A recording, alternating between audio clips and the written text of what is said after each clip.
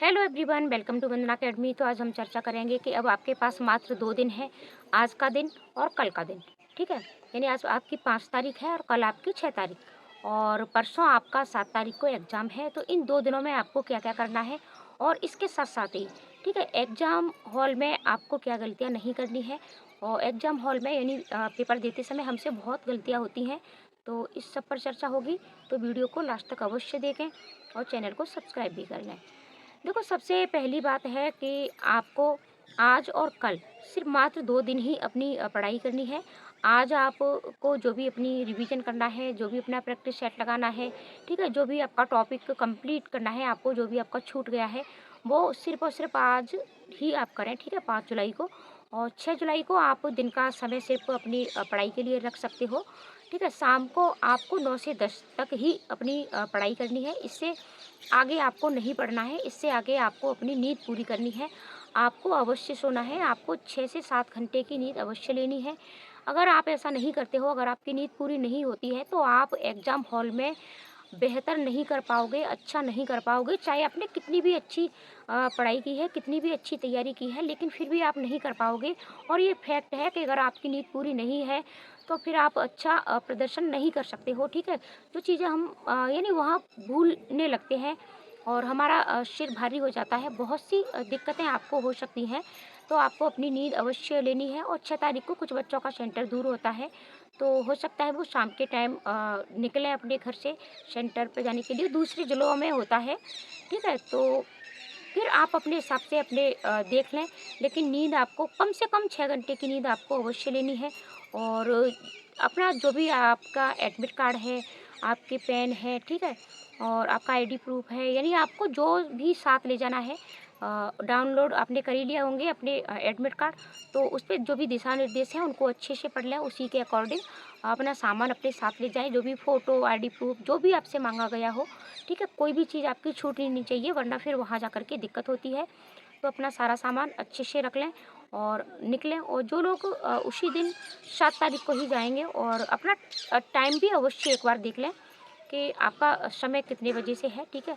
और समय से 1 घंटे पहले ही मैं तो कहती हूँ कि अपने एग्ज़ाम सेंटर पर पहुँचिए, क्योंकि अगर आप 2 मिनट भी लेट होते हो, ठीक है? अगर आप 2 मिनट भी लेट हो जाते हो, तो हो सकता है कि गेट बंद हो जाए और फिर आपकी सारी मेहनत पर पानी फिर जाए। तो ऐसा आपको बिल्कुल भी नहीं करना है, समय से पहुँचें, ठीक है? और कोई भी सामान आपको छोड़ना नहीं है, जो भी आपसे आपको अपने साथ ले जाना है, वो सारी चीज़ें आप ले जा सकते हो।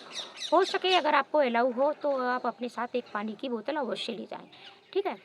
इससे क्या होता है कि पानी पीने से हम एकदम फ्रेश हो जाते हैं, ठीक है? और जो तनाव होता है वो भी पानी पीने से कम हो जाता है। तो आप ऐसा भी अवश्य करें, ठीक है? अपने साथ पानी की बोतल एक अवश्य ले जाएँ।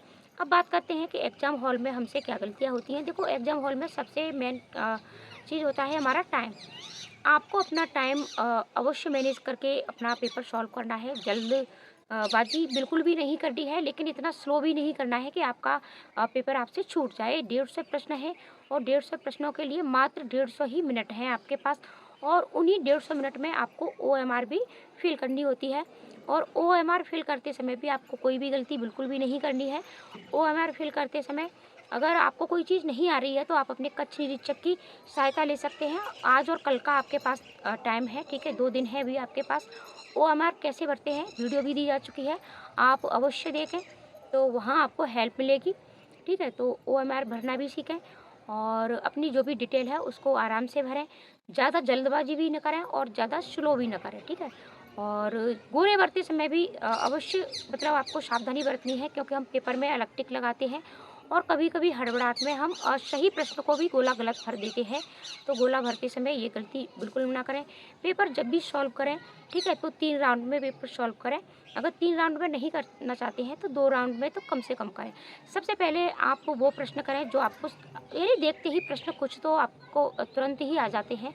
तो सबसे पहले ईज़ी वाले प्रश्नों को करें और सॉल्व करने के बाद पेपर में टिक लगाने के बाद तुरंत की तुरंत उनके गोले भरें।